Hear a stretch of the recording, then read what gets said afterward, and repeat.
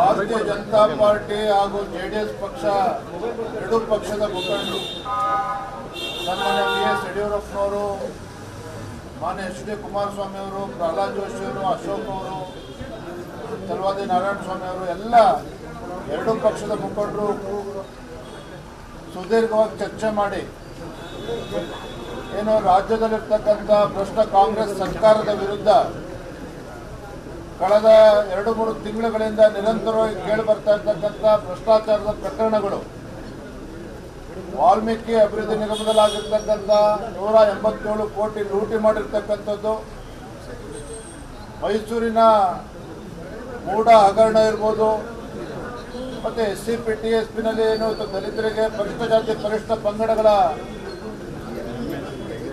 ಹಣವನ್ನು ಕೊಡದೇ ಒಂದು ವರ್ಗಾವಣೆ ಮಾಡಿರ್ತಕ್ಕಂಥದ್ದು ಎಲ್ಲ ವಿಚಾರಗಳನ್ನು ತೆಗೆದುಕೊಂಡು ಬೆಂಗಳೂರಿನಿಂದ ಮೈಸೂರಿನವರೆಗೆ ಪಾದಯಾತ್ರೆ ಮಾಡಬೇಕು ಅನ್ನುವ ಚರ್ಚೆಯನ್ನು ಸಮಾಲೋಚನೆ ಮಾಡಿ ಮುಂದಿನ ಶನಿವಾರ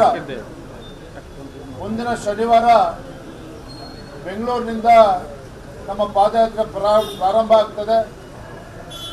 ಬೆಂಗಳೂರಿನಿಂದ ಮೈಸೂರವರೆಗೆ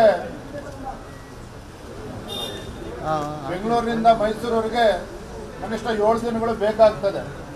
ಹಾಗಾಗಿ ಶನಿವಾರ 3ನೇ ತಾರೀಕು ನಮ್ಮ ಪಾದಯಾತ್ರೆ ಪ್ರಾರಂಭ ಆಗ್ತದೆ. ಸನ್ಮಾನ್ಯ ಬಿ.ಎಸ್. ಯಡಿಯೂರಪ್ಪನವರು, ಹಿರಿಯ ನಾಯಕರು, ಮಾನ್ಯ ಎಚ್.ಡಿ. ಕುಮಾರಸ್ವಾಮಿ ಅವರು ಕೂಡ ಆ ಪಾದಯಾತ್ರೆಯಲ್ಲಿ ಭಾಗವಹಿಸ್ತಾರೆ, ಕಾರ್ಯಕ್ರಮವನ್ನು ಉದ್ಘಾಟನೆ ಮಾಡ್ತಾರೆ. ಮತ್ತು 10ನೇ ತಾರೀಕು ಶನಿವಾರ, 3ನೇ ತಾರೀಕು ಶನಿವಾರ ನಾವು ಪ್ರಾರಂಭ ಮಾಡೋರಿದ್ದೇವೆ. 10ನೇ ತಾರೀಕು ಶನಿವಾರ ಅದು ಸಮಾರೋಪ. ಅವತ್ತು ನಮ್ಮ ಕೇಂದ್ರದಿಂದ ರಾಷ್ಟ್ರೀಯ ನಾಯಕರುಗಳು ಕೂಡ ಬರೋರಿದ್ದಾರೆ. ಹಾಗಾಗಿ ಈ ನಿಟ್ಟಿನಲ್ಲಿ ನಾವೆಲ್ಲ ಎರಡೂ ಪಕ್ಷದ ಮುಖಂಡರು ಕೂತು ಸಮಗ್ರವಾಗಿ ಚರ್ಚೆ ಮಾಡಿ ಈ ಒಂದು ಅಂತಿಮ ನಿರ್ಧಾರಕ್ಕೆ ಎರಡೂ ಪಕ್ಷಗಳು ನಾವು ಬಂದಿದ್ದೇವೆ. ಭಾರತೀಯ ಜನತಾ ಪಾರ್ಟಿ ಹಾಗೂ ಜೆಡಿಎಸ್ ಪಕ್ಷ ಎರಡೂ ಪಕ್ಷದ ಮುಖಂಡರು ಸನ್ಮಾನ್ಯ ಬಿ.ಎಸ್. ಯಡಿಯೂರಪ್ಪನವರು, ಮಾನ್ಯ ಎಚ್.ಡಿ. ಕುಮಾರಸ್ವಾಮಿ ಅವರು, ಪ್ರಹ್ಲಾದ್ ಜೋಶಿ ಅವರು, ಅಶೋಕ್ ಅವರು, ಚಲವಾದಿ ನಾರಾಯಣಸ್ವಾಮಿ ಅವರು ಎಲ್ಲ ಎರಡೂ ಪಕ್ಷದ ಮುಖಂಡರು ಸುದೀರ್ಘವಾಗಿ ಚರ್ಚೆ ಮಾಡಿ ಏನು ರಾಜ್ಯದಲ್ಲಿರ್ತಕ್ಕಂಥ ಭ್ರಷ್ಟ ಕಾಂಗ್ರೆಸ್ ಸರ್ಕಾರದ ವಿರುದ್ಧ ಕಳೆದ 2-3 ತಿಂಗಳುಗಳಿಂದ ನಿರಂತರವಾಗಿ ಕೇಳಿ ಬರ್ತಾ ಇರ್ತಕ್ಕಂಥ ಭ್ರಷ್ಟಾಚಾರದ ಪ್ರಕರಣಗಳು, ವಾಲ್ಮೀಕಿ ಅಭಿವೃದ್ಧಿ ನಿಗಮದಲ್ಲಾಗಿರ್ತಕ್ಕಂಥ 187 ಕೋಟಿ ಲೂಟಿ ಮಾಡಿರ್ತಕ್ಕಂಥದ್ದು, ಮೈಸೂರಿನ ಮೂಡ ಹಗರಣ ಇರ್ಬೋದು, ಮತ್ತು SCP-TSPನಲ್ಲಿ ಏನು ದಲಿತರಿಗೆ ಪರಿಷ್ಠ ಜಾತಿ ಪರಿಷ್ಠ ಪಂಗಡಗಳ ಹಣವನ್ನು ಕೊಡದೇ ಒಂದು ವರ್ಗಾವಣೆ ಮಾಡಿರ್ತಕ್ಕಂಥದ್ದು ಎಲ್ಲ ವಿಚಾರಗಳನ್ನು ತೆಗೆದುಕೊಂಡು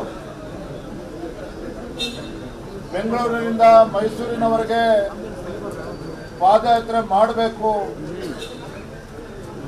ಅನ್ನುವ ಚರ್ಚೆಯನ್ನು ಸಮಾಲೋಚನೆ ಮಾಡಿ ಮುಂದಿನ ಶನಿವಾರ ಬೆಂಗಳೂರಿನಿಂದ ನಮ್ಮ ಪಾದಯಾತ್ರೆ ಪ್ರಾರಂಭ ಆಗ್ತದೆ. ಬೆಂಗಳೂರಿನಿಂದ ಮೈಸೂರವರೆಗೆ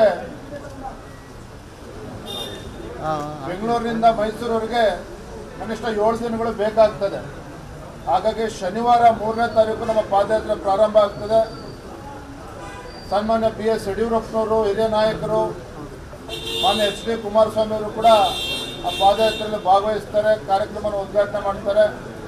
ಮತ್ತು 10ನೇ ತಾರೀಕು ಶನಿವಾರ, 3ನೇ ತಾರೀಕು ಶನಿವಾರ ನಾವು ಪ್ರಾರಂಭ ಮಾಡೋರಿದ್ದೇವೆ. 10ನೇ ತಾರೀಕು ಶನಿವಾರ ಅದು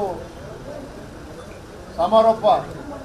ಅವತ್ತು ನಮ್ಮ ಕೇಂದ್ರದಿಂದ ರಾಷ್ಟ್ರೀಯ ನಾಯಕರುಗಳು ಕೂಡ ಬರೋರಿದ್ದಾರೆ.